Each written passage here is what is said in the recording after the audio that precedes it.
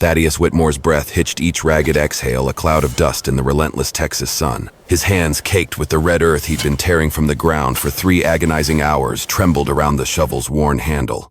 6 feet deep. That was it. 6 feet deep in this barren, God-forsaken land, just like the hope and love that had withered within him. At 42 years old, life had become a relentless torment, a cruel joke played out on the stage of his desolate ranch. This was the final act. No more struggle, no more echoing silence in a house meant for laughter. The crude wooden cross thrust into the pile of fresh dirt bore a testament to his surrender. Here lies a man who gave up. No name, no need. Who was left to remember it anyway? His wife, his 2 precious children, Sarah 6 and Thomas 8, all claimed by the fever 3 years past, leaving him a hollow shell. Today the earth would claim him too. He raised the shovel, a final weary scoop, but then a shadow fell across the grave's edge. Not 1 but 5 distinct shapes stark against the blazing sky. His movements froze the shovel, suspended, a testament to his shock. Children. Girls. Their dresses ragged, their hair-tangled faces obscured by the harsh light. The eldest perhaps 14, the youngest a mere 6-year-old waif. Caleb's mind, dulled by grief, struggled to reconcile their impossible presence. In 3 years of hermit-like existence, he'd seen only the ghosts of his past, never a living soul. The nearest town was 15 miles of unforgiving desert. Mr. A, voice surprisingly clear despite its tremulous edge cut through the heat. It was the tallest girl. We need your help." Caleb squinted, his eyes burning. These weren't lost tourists. Their clothes were not just dirty, but filthy, torn as if from a desperate flight. A dark, dried stain, unmistakably blood, marred the sleeve of the eldest. The littlest one clutched a tattered doll, its head hanging by a thread. A pang, sharp and unwelcome, pierced the calloused shell around his heart. It was a sensation he hadn't felt in years. Concern. He brutally suppressed it. "How the hell did you get out here?" he snarled, immediately regretting the harshness, but needing to push them away. He couldn't care. Not anymore. "We walked," the leader stated, her voice flat, devoid of emotion, yet carrying an underlying current of exhaustion. "For 2 days. Through sand and sun. No water, no shade, no mercy." That raw truth ripped at something deep within Caleb. A primal flicker of the protector he once was before his own world crumbled. He fought it. He had to. He was supposed to be dead by dusk. "Well, you can't stay," he said. His voice clipped, shovel grip tightening to white knuckle. "This is private property. And I'm busy." His gaze flickered to the open grave. The girl's eyes followed his, then met his own with a chilling directness. "They'll kill us if we go back," she stated, not pleading, but stating a cold, hard fact. "Kill them." The words echoed, unbelievable. These were children, but the terror in her gaze, the haunted weariness in the younger girls' bruised faces, the defensive cuts on their small hands, it wasn't a lie. This was genuine, visceral fear born of true evil. They weren't lost. They were hunted. Who's trying to kill you?" The question escaped him before he could stop it. The words tasted like ash. "The men from the orphanage," the leader whispered, her voice barely a breath. "They think we saw something we shouldn't have." An orphanage. Caleb's gut twisted. Rumors, dark whispers of institutions where children simply vanished, where corrupt hands traded lives for coin. Rose, the youngest, began to sob, a heart-wrenching sound that tore through the desert silence. The eldest girl instantly knelt, cradling her murmuring reassurances with a practiced, weary tenderness that spoke of a childhood stolen, replaced by a burden too heavy for her young shoulders. Then Caleb saw it. A plume of dust on the horizon, growing fast, a predatory cloud churning straight for his ranch. The leader girl's face went bone white. "They found us," she breathed, the terror now fully unleashed in her eyes. Caleb's gaze flickered between the approaching riders and the 5 tiny figures. Every instinct screamed for him to crawl back into his grave to finish the job. But in the eyes of the eldest girl he saw a spark, a desperate, defiant courage that resonated with a distant memory of his own Sarah, a ghost of the father he once was. He paused. The dust cloud was closer now. The evil that hunted these children was at his doorstep.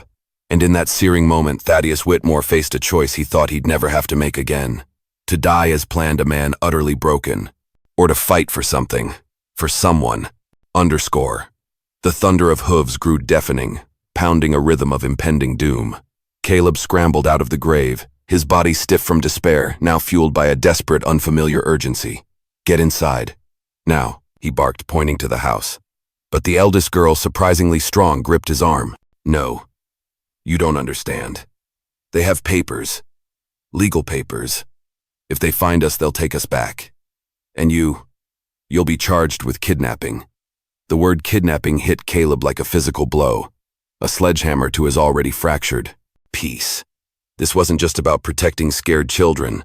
It was a legal trap, a nightmare that could obliterate the last vestiges of his life. Then why did you come here? He demanded, his voice raw with a mix of fury and dawning realization. Because you're the only one for miles not connected to them, she pleaded, her voice cracking. The sheriff, the mayor, the judge. They all take money from Mr. Thornton. The name was a festering wound in the territory. Clayton Morrison, a man whose tentacles of corruption reached into every dirty deal across 3 counties. The riders were close enough now for Caleb to count them 4, moving with an unnerving, deliberate pace. No panic, just cold authority. What's your name, girl? Caleb snapped, his mind racing. Emma, Clara Whitfield. Thorn. Not Thornton, but too close for comfort.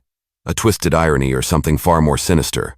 The little ones, he gestured to the huddle of fear behind her. My sisters Mary, Rebecca, Lucy, and Rose Emma, choked out, her voice breaking. We're all that's left. The raw agony in her words squeezed Caleb's chest tighter than any grief had in years. Whatever nightmare they'd escaped had consumed everything else they held dear. The 4 riders pulled up faces, grim eyes, hard badges glinting like cruel promises. The leader, a man with a deputy's star, fixed Caleb with a cold stare. All right, Caleb said, his decision solidifying, an iron resolve hardening in his gut. Here's what we're going to do. He snatched the shovel, his movements swift, almost frantic, as he began filling the grave with furious urgency. Emma, take your sisters to the root cellar behind the house. There's a hidden entrance under the old wagon. Stay quiet, no matter what you hear. What about you, Mr. Morrison? Emma whispered, her eyes wide with a desperate plea.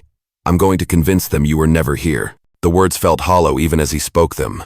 These men wouldn't be easily fooled. And with Thornton's influence, they held all the cards. The girls vanished around the side of the house as the riders crested the final hill. Caleb forced his movements to be slow, deliberate, the picture of a man simply finishing a chore. Nothing suspicious. Sheriff Wade Cormack reined in his horse 20 feet away, close enough to command, far enough to draw. His 3 companions fanned out horses, snorting, pawing the dusty ground. Afternoon, Webb called, his voice dripping with an oily fake politeness that grated on Caleb's raw nerves. I'm Sheriff Wade Cormack. We're looking for some runaway children. Caleb kept shoveling. Haven't seen any children. Don't get many visitors out here. 5 girls. Webb pressed his eyes, dissecting the barren property. Ages 6 to 14. Escaped from the Thornton Children's Home 2 days ago. Like I said, haven't seen anyone. Caleb finally leaned on his shovel, meeting Webb's gaze head on. This is private property, deputy. Webb's smile was a predatory sneer. We have a warrant to search any property within a 50-mile radius. These children are considered dangerous. Dangerous. The lie was so monstrous, so blatant that a bitter laugh almost escaped Caleb. 5 terrified little girls. His hand instinctively drifted towards the pistol on his hip. Dangerous, how, deputy? They witnessed something they shouldn't have, one of Webb's men blurted. Then instantly clamped his mouth shut as Webb's eyes blazed a silent warning. Witnessed something. Emma's words echoed. They think we saw something we shouldn't have. The pieces clicked into place, forming a picture of unimaginable ugliness. These weren't lawmen. They were predators. Cleanup men. Well, Caleb said carefully, his voice betraying nothing. Feel free to look around, but do it quick. I've got work to finish before dark.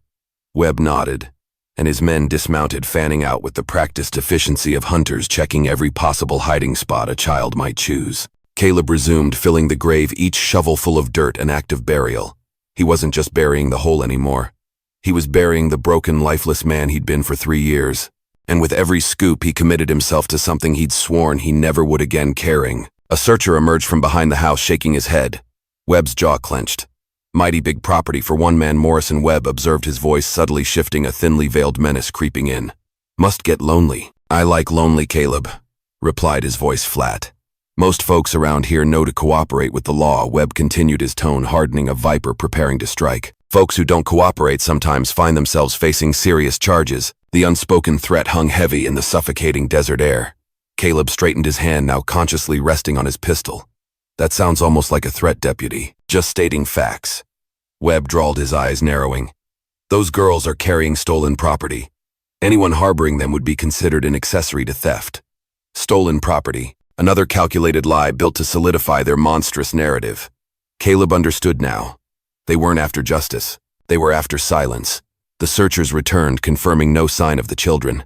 But Webb's anger only intensified. You sure you haven't seen anything unusual? 5 girls alone in this desert. That's not something a man forgets. I'm sure, Caleb said, his voice firm, unwavering. Webb's gaze lingered, piercing. He glanced at the half-filled grave. What were you burying? Dead horse. Died of colic yesterday.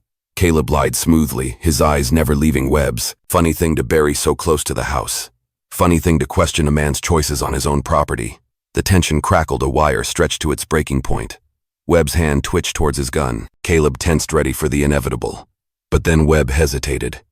Perhaps it was the dead calm in Caleb's eyes, the palpable aura of a man with nothing left to lose. Or perhaps it was the cold calculation that a shootout over missing orphans might stir too many unwanted questions. We'll be back, Webb, said his voice, a low, venomous promise. Those girls can't hide forever. And when we find them, we'll remember who helped and who didn't. The four riders spurred their horses, kicking up a final lingering cloud of dust, a tangible omen of trouble yet to come. Caleb watched them vanish over the horizon, then sprinted for the root cellar. He found them huddled in the suffocating darkness, Emma's slender arms wrapped around her younger sisters like a fragile shield. Are they gone, Emma? Whispered her voice, raw with fear. For now, Caleb replied, the words tasting bitter. But they'll be back, and next time they'll bring more men. Emma's face fell, despair washing over her. We should go. We shouldn't have come here. Now you're in danger, too. Caleb looked at the 5 terrified faces silhouetted in the dim light. He thought of Webb's threats, of the legal abyss he was now teetering on, of the peaceful final rest he'd been seeking just an hour ago. Then a chilling image of men chasing children through a merciless desert, branding them dangerous, solidified his resolve. No, he said, his voice surprisingly firm, echoing with an authority he hadn't possessed in years. You're staying right here. But even as he spoke the words, Caleb knew. This decision wouldn't just change things. It would change everything. Men like Webb didn't give up. They escalated.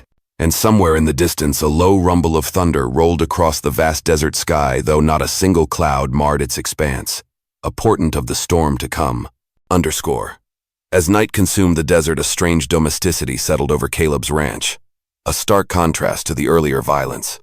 He found himself performing an act he hadn't done in 3 long years, cooking for more than one. The girls sat around his small kitchen table, their faces clean for the first time in days, but their eyes still held shadows too profound for children. Emma, ever vigilant, kept glancing towards the windows, her body coiled, ready to bolt. Tell me what you saw, Caleb urged, placing plates of warm beans and cornbread before them. His voice was soft, an invitation, not a demand. Emma shook her head fiercely. The less you know, the safer you are. I'm already in this, girl, Caleb countered, his gaze firm. Those men will be back. When they do, I need to know what I'm up against. Little Rose, the youngest, looked up from her plate, her small voice cutting through the heavy silence. We saw Mr. Thornton. Heard a lady. Rose, no, Emma gasped, her whisper urgent, desperate. But Rose, with the chilling innocence of truth, continued. She was screaming. And then, she wasn't anymore. The words struck Caleb with the force of a physical blow. His blood ran cold. They hadn't just witnessed abuse. They'd witnessed murder. Where did this happen, he asked, each word carefully measured. In the basement of the children's home, Emma whispered, her voice barely audible. We were supposed to be asleep, but Rose had nightmares. We were going to get her some water when we heard. Her voice trailed off, swallowed by unspeakable horror. The lady was asking about missing children. Rebecca, about 10 years old, added, her small voice trembling. She had papers. She was saying she was going to tell everyone what Mr. Thornton was doing. A journalist, Caleb realized with a sickening jolt. Or perhaps a government inspector. Someone asking the dangerous questions about where Thornton's orphans were truly going. That's why they want us back, Emma, stated, her voice regaining a steel edge. We're the only ones who saw. If we're gone, Caleb finished grimly, the full horror washing over him. There are no witnesses. Silence descended, broken only by the mournful moan of the desert wind. Caleb's mind reeled. These weren't just runaway orphans. They were walking, breathing death sentences. Thornton, with his vast fortune and pervasive influence, would never stop hunting them. He had resources Caleb couldn't even fathom. There's something else, Emma said, her voice hesitant, almost apologetic. The lady, before she died, she gave me this. She reached into her torn dress, pulling out a small leather-bound journal. Its pages were yellowed, worn with age, yet pristine. She said if anything happened to her, someone needed to know the truth. Caleb took the journal, his hands unsteady. He opened it, and his world tilted on its axis. The handwriting was meticulous, precise. Names, dates, payments. A chilling record of Thornton's entire operation. Not just the orphanage, but a sprawling network of human trafficking that spanned 3 territories. Children bought and sold like cattle. Some condemned to work in brutal mines, their lives extinguished within months. Others shipped to distant cities condemned to unspeakable fates. The youngest simply listed as special orders, disappearing without a trace, their lives traded for astronomical sums. Sweet Jesus, Caleb breathed, his hands shaking violently as he turned page after page of documented depravity. She was going to send it to the territorial governor, Emma explained, her voice flat. But they killed her before she could. Caleb snapped the journal shut, his mind a maelstrom of horror and fury. This wasn't just evidence of murder. This was proof of a systemic evil, a cancerous growth reaching into the highest echelons of territorial government. This journal could bring down Thornton and every corrupt soul connected to him. But it also made it the single most dangerous object in 3 territories. They know she had this, he demanded. Emma nodded, her eyes wide with fresh fear. They tore her room apart looking for it. That's when we knew we had to run. A new sound ripped through the night, the distinct heavy rumble of multiple horses moving fast. Too many for a simple search party. Caleb moved to the window, his stomach plummeting. At least a dozen riders, their torches flickering like malevolent stars in the darkness. This wasn't a search. This was a hunting party armed for war. They brought an army, he muttered, his voice grim. Emma was already gathering her sisters, her movements sharp, fueled by raw terror. We have to go right now. But Caleb shook his head. It's too late. They've got us surrounded. Through the window he could see them spreading out, cutting off every escape route. They were prepared for a siege. The cellar again, Emma pleaded, desperation in her voice. They'll tear this place apart board by board, Caleb said, his voice strained. They know you're here. Mary, the 8-year-old, began to cry silently, tears carving clean streaks down her soot-stained cheeks. Lucy, barely 7, clutched her broken doll tighter, as if its tattered form could shield her from the horrors to come. Caleb looked at their terrified faces, then at the journal in his trembling hands. Evidence that could destroy a monster, but only if it survived the night. A booming voice shattered the silence, amplified by a speaking trumpet. Morrison, we know they're in there. Send them out, and we'll make this easy. Easy. The word was a vile mockery. Easy to hand children to their murderers. Caleb moved to his gun cabinet, his hands moving with practiced grim efficiency. A rifle. His old pistol. The shotgun that had belonged to his father. What are you doing, Emma? Whispered, her voice laced with incredulity. What I should have done 3 years ago, Caleb said, checking the Colt's cylinder with a snap. Standing up to evil. You can't fight them all. Emma protested, her voice rising. There are too many. Maybe Caleb conceded, a grim smile touching his lips. But I'll make sure they remember this night. He pressed the journal into Emma's trembling hands. There's a loose board in the back bedroom floor. Hide this there. If something happens to me, you find a way to get it to the territorial capital. Understand? The voice outside boomed again, closer, colder. You've got 5 minutes, Morrison. Then we're coming in. Caleb looked out at the ring of armed men surrounding his home, 12 against 1. The odds were suicidal. But he'd faced worse during the war. Back then he fought for abstracts, country honor duty. Tonight he fought for something tangible, something infinitely more powerful. Tonight he fought for children who had no one else. Get in the back room, he told the girls, his voice low, firm. Whatever you hear, don't come out until morning. Do you understand? Emma grabbed his sleeve, her young face etched with a desperate, questioning plea. Mr. Morrison, why are you doing this? Caleb paused, a fleeting image of his own lost children, Sarah and Thomas, flashing through his mind. Of the broken, useless man grief had carved him into. Because he said simply, his gaze steady, meeting hers, some things are worth dying for. Outside, the 5 minutes expired. A flaming torch arced through the air, hitting the roof with a shower of sparks. Caleb's world exploded into chaos. Fire on the roof. Caleb roared, the words raw, tearing from his throat as he kicked out the front window glass, shattering inward. He sighted his first shot, deafening in the sudden stillness, dropping a man from his horse, the thud, echoing like a judgment. The response was immediate, devastating. A torrent of gunfire ripped through the night, bullets, screaming, splintering wood, shattering glass. The ranch house became a fortress under brutal siege. Caleb dove away from the window as lead tore through the air where his head had been moments before. The acrid smell of smoke was already thick flames licking greedily at the shingles above. The whole place is going to burn, he muttered, crawling towards another window, seeking a better angle. Through the cacophony he could hear Webb's voice, a chilling calm in the storm. Don't kill Morrison unless you have to. We need him alive to sign a confession. A confession. They weren't just murderers, they were framers. A dead hero couldn't contradict their official narrative. Another volley of shots pinned Caleb down, wood exploding around him. He counted muzzle flashes, calculated their positions. 12 men strategically placed. But these weren't soldiers. They were hired thugs, corrupt lawmen used to terrorizing the unarmed. They weren't prepared for a man who fought back. Caleb proved it, sending his next bullet through the shoulder of a man attempting to flank the house. The gunman's scream, a raw cry of pain, pierced the night. Morrison Webb's voice, amplified, cut through the gunfire. "Those children are criminals. You're harboring fugitives. And you're a murderer." Caleb roared back, working the lever of his rifle, aiming at another fleeting shadow. The fire on the roof spread with terrifying speed, casting dancing, grotesque shadows across the desert. Smoke billowed through cracks in the ceiling, choking him, obscuring his vision. From the back room, a small cough. The girls, trapped between armed killers outside and the inferno above. A horrifying realization dawned their plan. They wouldn't storm the house. They'd let the fire do their work, then claim the children perished trying to escape. "Emma," he yelled, his voice hoarse. "The back bedroom window. Can you get it open? It's stuck." Her reply was choked by another cough. Caleb cursed. The house was a death trap, but stepping outside was a death sentence. Unless he gave them something else to focus on. Moving with desperate urgency, Caleb snatched a kerosene lantern. With a powerful swing, he hurled it against the front wall, the glass shattering, spreading burning oil across the wooden planks. If they wanted fire, he'd give them an inferno. Flames leaped higher, illuminating the entire front yard, silhouetting 3 gunmen who'd been using the darkness for cover. Caleb's rifle spat twice more, sending them scrambling for new positions. A victory, but a costly one. The increased flames meant less time before the roof collapsed.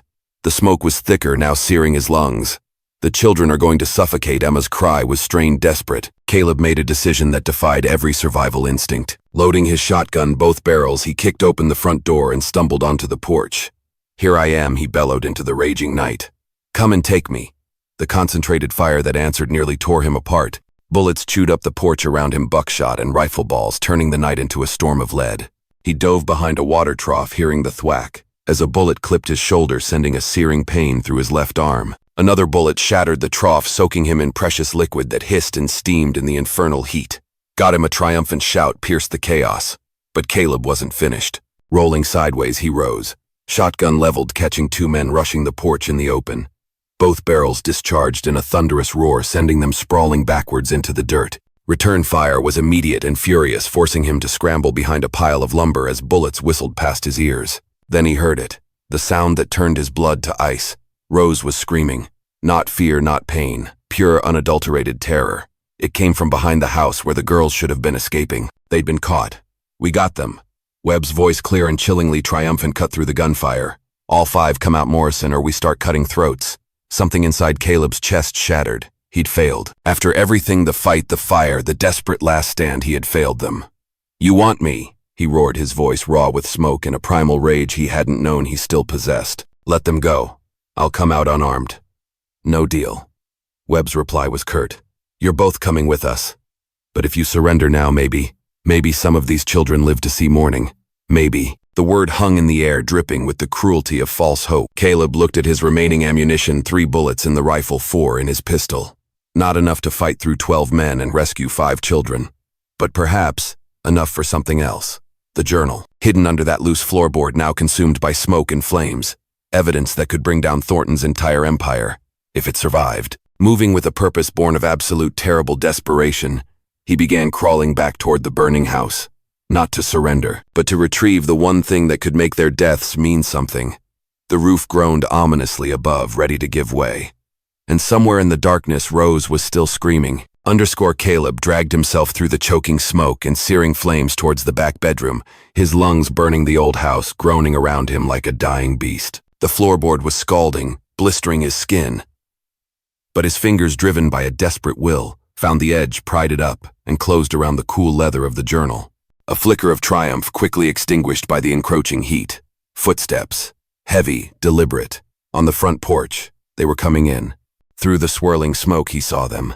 3 hulking shapes, bandanas obscuring their faces, guns drawn, sweeping the burning rooms for survivors. They moved cautiously, expecting resistance, but not the hell Caleb had unleashed. He shoved the journal into his vest, snatched a kerosene lamp, then moved swiftly to the kitchen. He knew what he needed, his store of blasting powder kept for clearing stubborn rock. Enough to level half the house. The footsteps were closer now. "Check the back rooms." Webb's voice, unnervingly clear despite the smoke, echoed. "Morrison's in here somewhere." "Found something." One of the searchers yelled, his voice laced with excitement. blood trail leading to the kitchen. Time. There was no time. Caleb lit the kerosene-soaked rag he'd prepared, dropping it onto the powder trail. The flame raced across the floor like a living, hungry thing, giving him perhaps 10 seconds before the entire kitchen became a roaring bomb. He dove through the window, hitting the ground hard as the house erupted behind him. The blast was cataclysmic. The entire back wall disintegrated in a fiery explosion of wood and debris, the shockwave knocking down 2 men guarding the rear. The 3 searchers inside simply vanished in the inferno. Caleb landed with a jarring impact, his ears ringing, vision blurred from the concussion, but he was alive. And he could see them. The girls, tied to a wagon about 50 yards away, surrounded by the remaining gunmen, now stunned and disoriented. Webb was shouting, his voice a distorted underwater gargle. Rose, eerily silent, sat rigid with terror beyond sound. Then Caleb saw it. A fresh tear in Emma's dress, a bruise blooming on her cheek. Nothing to do with their escape. They'd hurt her. These animals had laid hands on a 14-year-old girl. All strategy, all pain, all weariness burned away in a furnace of pure, unadulterated fury. Caleb rose from the rubble, a vengeful phantom, his rifle spitting death as he charged the wagon. His first shot dropped the man closest to Emma. His second sent another gunman spinning into the dirt. The remaining men scrambled, but Caleb was upon them, fighting with the savage intensity of a man who'd lost everything, and now had everything to protect. A pistol barked to his left, the bullet creasing his ribs, spinning him. He answered with the rifle butt crushing the shooter's skull, snatching his weapon. "Kill him!" Webb shrieked from behind the wagon. "Kill him now!" But Webb's men were learning the brutal truth. There's a difference between murdering children and fighting a man who has already considered himself dead. Caleb fought like a demon, drawing on every dirty trick, every brutal lesson learned in 2 wars and 3 decades on the unforgiving frontier. He seized one gunman, using him as a shield while putting a bullet through another. When his human shield fell, Caleb hurled the body at Webb, rolling behind a water barrel, reloading by instinct, his hands moving automatically despite the chaos. The tide was turning. What began as 12 against 1 was now 4 against 1, and the remaining men were breaking their resolve, crumbling. But a breaking man was the most dangerous kind. "Enough," Webb bellowed, pressing his gun against Emma's temple.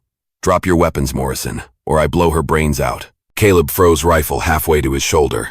Through the smoke and flickering firelight, Emma's eyes met his, brave, defiant, even with death pressed against her temple. "You're done, Morrison," Webb panted, blood streaming from a cut on his forehead. "Drop the guns and maybe I'll make it quick." Caleb looked at the 3 remaining gunmen, all weapons trained on him. At the 5 girls tied to the wagon, their faces streaked with tears and soot. At Emma trying to mouth a word to him despite the gun. The word was clear: run. But Thaddeus Whitmore had run from enough in his life. The ghost of his family's death. The crushing burden of his lost responsibility. The chance to be the man he should have been. "You know what, Webb," he said slowly, his voice laced with a dangerous calm as he lowered his rifle. "You're right. I'm done." Webb smiled a triumphant sneer, his body relaxing. That was the moment. Caleb's hidden derringer cleared his boot, 2 barrels roaring almost simultaneously through Webb's chest. The deputy's gun discharged wildly as he fell, and chaos erupted as the remaining gunmen opened fire. But everything had changed. The girls weren't screaming now. They were fighting. Emma, one hand free, was untying her sisters. Hannah and Rebecca kicked and clawed at their captors. Even little Rose bit the hand of the man trying to hold her. And Caleb, Thaddeus Whitmore, was no longer the broken man who'd been digging his own grave that morning. He was something far more dangerous. He was a man with everything to protect. As he reached for Webb's fallen gun, a new movement caught his eye, distant yet chillingly clear. More riders. At least 20 of them galloping fast from the direction of town. Thornton himself was coming. To finish this personally, 20 riders thundered across the desert, a terrifying, unstoppable tide. But Thaddeus Whitmore was no longer the man who had faced just 12. The journal, a tangible weight against his chest, felt like a talisman as he helped Emma cut her sisters free from the overturned wagon. Blood streaked his face from a dozen small wounds, and his left arm hung uselessly from the shoulder wound. But his eyes burned with a purpose that had been absent just 12 hours ago. "Can you ride?" he barked at Emma, his voice ragged. "Yes," she gasped, her voice steady despite the ordeal. "Take the wagon. Head north towards the canyon. There's a cave about 3 miles up the ridge. You can hide there." "What about you, Uncle Caleb?" Mary's 8-year-old voice trembled. Caleb glanced at the approaching dust cloud, then at Webb's lifeless body. The remaining 3 gunmen had scattered, but they'd return with reinforcements.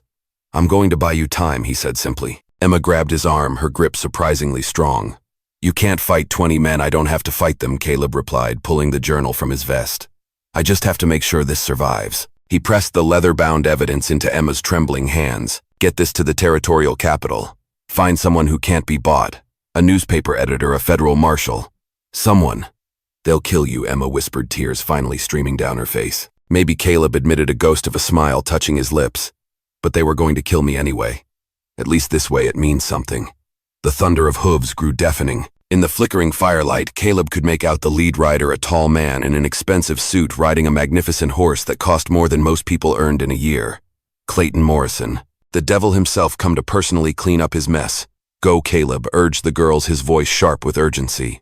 Now but Emma hesitated, her young face a battlefield of terror and a budding fierce loyalty. You saved us, she said, her voice barely audible. No, Caleb, replied, checking his remaining ammunition, his eyes meeting hers. You saved me. The girl scrambled into the wagon, Emma taking the reins with the competence of someone forced to grow up too fast. As they pulled away towards the canyon, Caleb felt an unfamiliar lightness in his chest. For the first time in 3 years, he had done something that mattered. Thornton's riders were close now, individual faces emerging from the dust. Hard men, professional killers, the kind money could always buy. But Thornton himself was leading them, and that was his crucial mistake. Rich men should never lead their own dirty work. Caleb positioned himself behind the overturned water trough, using the burning house's infernal glow to silhouette his targets. He had perhaps 30 bullets left between his rifle and the scavenged pistols. Against 20 men, it should have been hopeless. But Caleb had advantages they didn't know about. He knew this land, every rock, every gully, every shadow. He'd spent 3 years learning every inch of this property, mapping it in the grief-stricken solitude of endless nights. And he was no longer afraid to die. Morrison, Thornton's voice, cold and arrogant, cut across the desert as his riders pulled up just outside rifle range. I hear you've been harboring criminals, and I hear you've been murdering children. Caleb roared back, his voice raw, fueled by righteous fury. Thornton's laugh was cold, brittle as ice. Those weren't children, Morrison. They were witnesses to a tragic accident. A woman who fell down some stairs in my institution. Fell downstairs, Caleb spat, scorn lacing his voice. After you pushed her, accidents happened, Thornton purred, mock sadness in his tone. Just like the accident that's about to happen to you. He gestured to his hired guns, who fanned out in a wide professional circle. These weren't Webb's sloppy amateurs. These men knew their business. But so did Caleb. His first shot dropped the man trying to flank, left the report echoing like divine judgment. Before the body hit the ground, Caleb had shifted, rolling to a new spot behind a pile of lumber. The return fire was immediate, a hail of lead, but they were shooting at where he had been, not where he was. His second shot caught a rider attempting to circle behind the burning house. The man's scream spooked his horse, sending it bolting back towards the main group, sowing confusion. $20. 000 to whoever brings me his head. Thornton shrieked, his composure finally cracking, as Caleb proved infuriatingly elusive. $20 000. Enough to make even loyal men reconsider their allegiances. Caleb used their greed against them, firing deliberately at the men who seemed most eager for the bounty, injecting paranoia into their ranks. When he wounded a third man, 2 others immediately turned their guns on each other, each suspecting the other of trying to claim the full reward. But the diversion lasted only moments before Thornton, with furious threats, restored order. Burn him out, the rich man commanded, his voice trembling with rage. Set fire to everything, flush him into the open. New torches blazed to life as Thornton's men systematically began igniting every structure on the property. The barn, then the chicken coop, then the small shed where Caleb had stored winter feed. Soon he would be surrounded by a wall of fire with nowhere to run. Then a sound that made his heart leap with a terrifying hope, gunfire, faint but distinct from the direction of the canyon. The girls were in trouble. Caleb began to move towards the sound, but Thornton spotted him in the firelight. There, kill him. A dozen guns roared simultaneously, and Thaddeus Whitmore found himself facing the final choice of his reclaimed life: save himself and hope the girls escaped, or charge into certain death trying to reach them. For a man who'd been digging his own grave just 12 hours ago, it wasn't a choice at all. Thaddeus Whitmore did what no sane man would. He charged directly into the hail of gunfire, a guttural scream tearing from his lungs as he ran towards the canyon, towards the desperate sounds of the girls fighting for their lives. Bullets whizzed past his ears, his body weaving, darting, using every minuscule scrap of cover the barren landscape offered: a jagged rock, a desiccated cactus, the splintered remains of an ancient fence post. Behind him, Thornton's voice, a furious roar, pursued him. Don't let him reach the canyon. He's got something we need, the journal. They knew Emma had it. Someone had seen the exchange. That meant the girls weren't just facing a few stray gunmen. They were facing a planned ambush. A searing pain flared in Caleb's leg as a bullet clipped his thigh, but he didn't falter. Pain was just another enemy now, and he'd been fighting enemies all night. The gunfire from the canyon grew louder, more frantic. He heard Emma's voice sharp and commanding, rallying her sisters. That girl possessed more courage in her little finger than most grown men had in their entire bodies. As he crested the ridge leading down into the canyon, a sight that made his blood run molten iron greeted him. The wagon lay overturned one wheel, spinning lazily in the flickering light of torches thrown into the dry brush. Emma knelt behind it, wielding a scavenged rifle, taking careful shots at 6 men who had them trapped in a box canyon, a dead end. Hannah and Rebecca huddled with Anna and Rose behind a boulder, the older girls desperately trying to shield the younger ones from the erupting hell. And these 6 men weren't random thugs. They moved with professional precision, systematically closing in. This had been planned. The ranch attack, the chase, even the girls' escape route, all anticipated, all accounted for. Thornton had been playing chess while everyone else was playing checkers. But Thaddeus Whitmore had one advantage. Thornton hadn't factored in. He had absolutely nothing left to lose. His first shot dropped the man closest to the girls, spinning him and sending him face first into the rocky ground. His second caught another gunman in the shoulder, spoiling his aim just as he lined up a shot at Emma. "Behind you," Emma shrieked. Caleb dove sideways as bullets from Thornton's pursuing party rained down from the ridge above. He was caught in a crossfire, trapped between the men in the canyon and the larger force above. Mathematics screamed he was dead. Logic dictated surrender. But logic hadn't saved his own children 3 years ago, and it wouldn't save these children now. Rolling behind a fallen tree, Caleb began the most desperate fight of his life. Every shot had to count. There was no ammunition to spare. Every movement had to be perfect. There was no room for error. He dropped another canyon gunman with a shot that would have made his old army sergeant proud. But return fire immediately chewed up the log he was hiding behind, forcing him to scramble for new cover. Then he saw it, a sight that made his heart stop cold. Little Rose. She had broken away from her sisters, running towards him, her broken doll clutched in her arms, tears streaming down her face as bullets kicked up dust around her tiny feet. "Uncle Caleb," she cried, a name that struck him like a physical blow. "Uncle Caleb, help us, Uncle." This child who'd known him for less than a day was calling him Uncle, placing the kind of unwavering trust in him that only children possessed. Time stretched. Caleb saw a rifle barrel swinging towards Rose's running form. The man holding it had a clear shot. At 6 years old, she was an easy target. Caleb didn't think. He didn't calculate. He simply threw himself out of cover, taking the bullet meant for Rose in his chest, as he crashed into her small body, rolling them both behind a boulder. The impact drove the air from his lungs, filling his mouth with the coppery taste of blood. It soaked through his shirt as he pressed Rose against the rough rock, her terrified sobs muffled against his shoulder. "It's okay, little one," he whispered, his voice thin strength bleeding out into the desert sand. "Uncle Caleb's got you." But even as he spoke, the situation worsened. Emma was down to her last few bullets. The other girls were surrounded. More of Thornton's men poured into the canyon like a relentless flood. Then a new sound, distinct, glorious, and impossible. Bugle calls. From the east, U.S. cavalry. A full patrol by the sound of it. Riding hard towards the gunfire. Thornton had made his final fatal mistake. In his zeal to silence witnesses, he'd ignited a battle vast enough to attract federal attention. But the cavalry was still minutes away. And Rose was bleeding from a graze on her arm where Caleb hadn't been fast enough to shield her completely. Minutes they didn't have. Caleb looked at the journal still tucked into Emma's torn dress, at Rose's trusting face, at the approaching sounds of salvation that might be too late. He had one bullet left, one final choice. And as Thornton himself appeared at the canyon's edge, gun drawn, eyes burning with murderous intent, Thaddeus Whitmore prepared to make the most important shot of his life. Thaddeus Whitmore raised his rifle hands, shaking not from fear but from profound blood loss. His vision swam as he lined up the most critical shot of his life. Clayton Morrison, a stark evil silhouette against the canyon rim. One bullet, one chance to end the monster who had built an empire on the suffering of children. But as his finger tightened on the trigger, Rose stirred in his arms. "Uncle Caleb," she whispered, her small voice cutting through the chaos like a fragile prayer.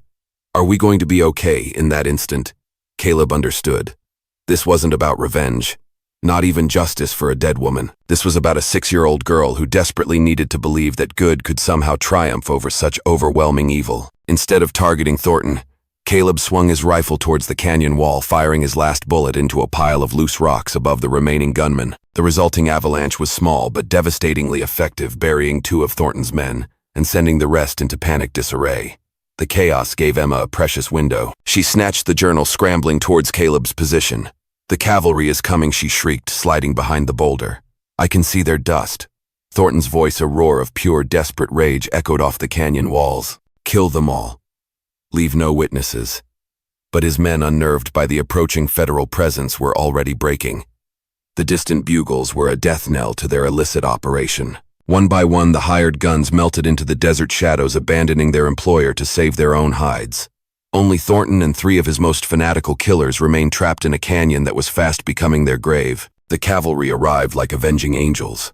Blue uniforms, gleaming sabers pouring into the canyon as Captain Benjamin Hayes led his patrol down the narrow trail. "This is the U.S. Army." Hayes's voice boomed clear and authoritative. "Throw down your weapons." Thornton's response was a desperate, defiant act. He snatched a rifle from a fallen man, aiming it directly at Emma. But Caleb, in his final conscious act of protection, still had one weapon left, the derringer he'd used to fell Webb. Both shots fired simultaneously. Thornton's bullet went wide, a wild, frustrated cry. Caleb's derringer ball took the corrupt businessman's center mass, spinning him around, dropping him face first into the canyon floor. The last 3 gunmen immediately threw down their weapons, hands raised in surrender, as cavalry soldiers swarmed them. Captain Hayes dismounted, surveying the carnage with the grim, experienced eye of a man who'd seen too much violence on the frontier. "What happened here?" he demanded, his voice sharp. Emma stood slowly, clutching the journal to her chest, and began to speak. Her young voice, clear and steady, told the story: the murders at the orphanage, the terrifying evidence they'd witnessed, the night-long battle for their very lives. When she finished, Hayes took the journal, his face darkening with each page he turned. "Sweet Mother of God," he breathed the words, a raw exhalation. This goes all the way to the territorial governor's office. That's why they had to silence us," Emma said quietly, her voice trembling now that the adrenaline was fading. "We were the only witnesses." Hayes nodded, his grim expression unwavering. "Not anymore. This journal, combined with your testimony, will bring down everyone involved in this corruption." As the cavalry medic worked on Caleb's wounds, carefully wrapping bandages around his bleeding chest and shoulder, Rose, her small face streaked with tears and soot, climbed into his lap, clutching her broken doll. "Uncle Caleb," she said, her voice small, serious. "Are you going to die?" Caleb looked down at this brave little girl who had survived hell and still worried about him. At Emma, who had shielded her sisters with the fierce courage of a lioness. At Mary, Rebecca, and Lucy, who would never again have to fear the monsters who had stolen their childhoods. "No, little one," he whispered, his voice raspy yet filled with a warmth he hadn't felt in years. "I'm not going to die. Not today." And for the first time in 3 years, Thaddeus Whitmore meant those words with every fiber of his being. 6 months later, Caleb stood in the doorway of his meticulously rebuilt ranch house, watching 5 girls play in the yard he'd transformed into a proper, thriving home. The Thornton Children's Home was a dark memory, its corrupt officials imprisoned or fled into ignominy. Thornton's vast criminal network had been meticulously dismantled piece by piece, the journal's damning evidence reaching into 3 territories, exposing the rot at its core. Emma, now 15, had grown into the unofficial matriarch of their unusual family, helping Caleb turn the ranch into a haven, a place where damaged children could finally heal. Hannah and Rebecca had started attending the new school in town. Their laughter, once a distant echo, now a vibrant daily symphony. Anna had learned to smile again, a genuine, unburdened joy. And Rose still called him Uncle Caleb, her small hand often finding his, and she still carried her broken doll everywhere. But now the doll was no longer broken. Its head had been meticulously reattached, its seams mended with loving stitches that would never let it fall apart again. Just like the family they had all become. The man who had once been digging his own grave had found something infinitely better than the death he had planned. He had found redemption, a profound, soul-deep purpose in protecting those who could not protect themselves. And as the sun dipped below the Texas desert horizon, painting the sky in hues of fiery hope and serene twilight, Thaddeus Whitmore finally truly understood what it meant to be alive. Some men are born to greatness. Others have greatness thrust upon them. But a rare few find it in the simple, selfless act of standing between evil and innocence, no matter the cost. Thaddeus Whitmore had found his purpose in 5 orphaned girls who appeared when he needed them most. And they in turn had found their salvation in a man who had given up on everything, except doing what was right.